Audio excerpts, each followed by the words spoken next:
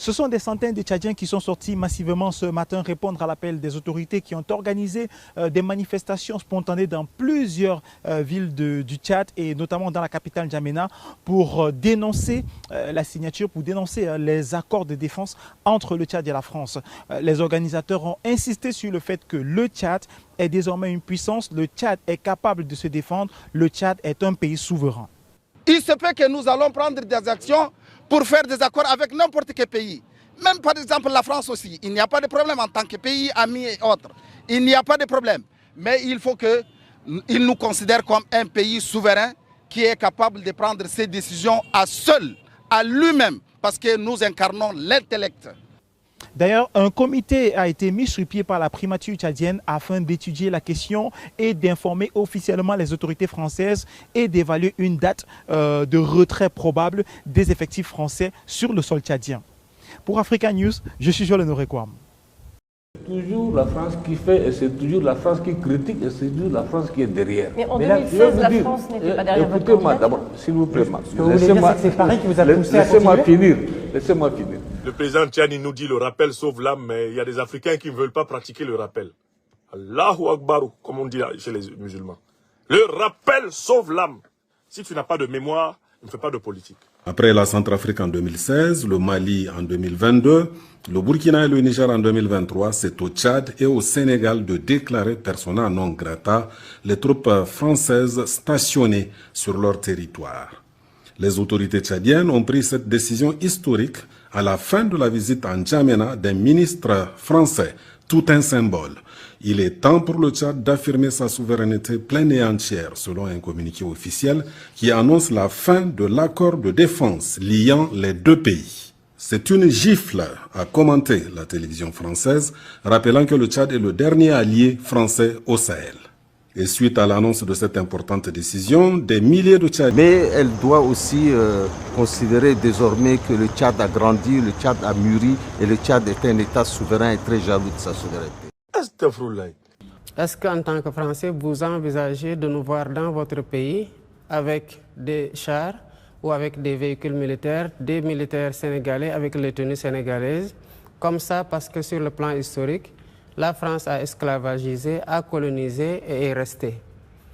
Évidemment, je pense que quand vous inversez un peu les rôles, vous concevrez très mal qu'une autre armée, la Chine, la Russie, le Sénégal ou n'importe quel autre pays puisse avoir une base militaire en France. Le gouvernement de la République du Tchad informe l'opinion nationale et internationale de sa décision de mettre fin à l'accord de coopération en matière de défense signé avec la République française, révisé en date du 5 septembre 2019.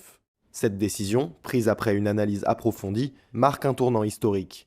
En effet, après 66 ans de la proclamation de la République du Tchad, il est temps pour le Tchad d'assumer sa souveraineté pleine et entière et de redéfinir ses partenariats stratégiques selon ses priorités nationales. Dans aucun des trois pays en attendant le Sénégal, les chefs d'État ne vous ont demandé de fermer de bases françaises. Il n'y aura pas de fermeture de bases françaises, on est bien d'accord. En tout cas, c'est l'état d'esprit de nos partenaires et plusieurs d'entre eux nous ont dit on a bien compris le message.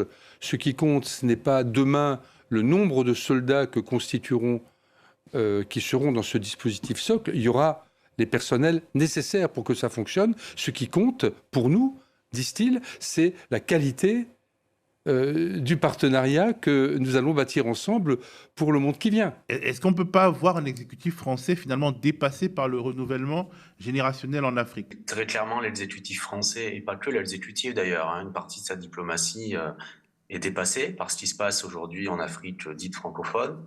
Ça, c'est évident depuis plusieurs années, puisqu'ils n'ont pas vu venir la vague de contestation dans les pays du Sahel central. Et là, de toute évidence, l'annonce des autorités tchadiennes n'était pas attendue. On rappelle quand même que cette annonce a été faite donc hier soir, quelques heures après le passage du ministre des Affaires étrangères français, qui venait d'Éthiopie, qui a fait un passage par N'Djamena. Donc cette annonce a été faite juste après son départ. Et pour en avoir discuté récemment avec les autorités militaires françaises, c'était vraiment pas envisagé le fait de devoir quitter la base de N'Djamena, qui n'est pas n'importe quelle base. Dans la stratégie, dans l'architecture militaire française sur le continent africain, le Tchad a toujours représenté une base prépondérante, considérée comme indispensable par l'état-major des armées françaises. Donc cette annonce est vraiment très surprenante. Je pense qu'il est encore trop tôt pour comprendre quelles sont les raisons de ce choix fait par les autorités tchadiennes. On sait que depuis quelque temps, il y avait un peu de l'eau dans le gaz entre Mahamat Idriss Déby et Paris et Emmanuel Macron. Il avait écrit un livre en début d'année, enfin il avait écrit, ou il avait fait écrire, on ne sait pas trop, un livre en début d'année de candidature, avant l'élection présidentielle, dans laquelle il lançait quelques piques à Emmanuel Macron.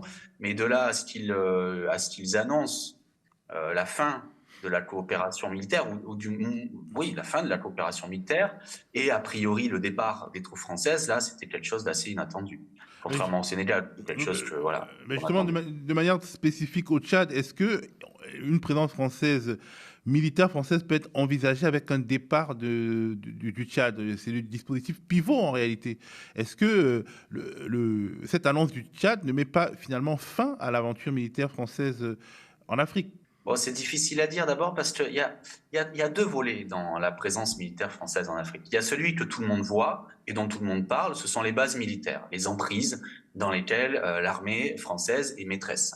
Ça, c'est une chose. Mais il y a un autre volet qui est la coopération militaire et qui, lui, peut prendre plusieurs formes et qui est beaucoup plus discret et qui peut consister à l'envoi quand même d'un certain nombre de militaires, des forces spéciales, des agents de renseignement, de manière plus discrète. Et ça, a priori, c'est pas forcément remis en cause. Donc voilà, c'est quelque chose qu'il faudra voir dans le temps. Ce qui est certain, c'est que la base de N'Djamena était considérée comme le porte-avions de l'armée française sur le continent africain, de par sa position géographique, de par aussi le fait qu'il y a eu depuis plusieurs décennies une entente quasi idyllique. Alors évidemment, il y avait des périodes plus ou moins difficile, mais une entente quasi idyllique entre les autorités françaises, les militaires français et les autorités tchadiennes. Ça, c'est sûr que ça met très clairement, ça change les plans de l'armée française, ça c'est sûr.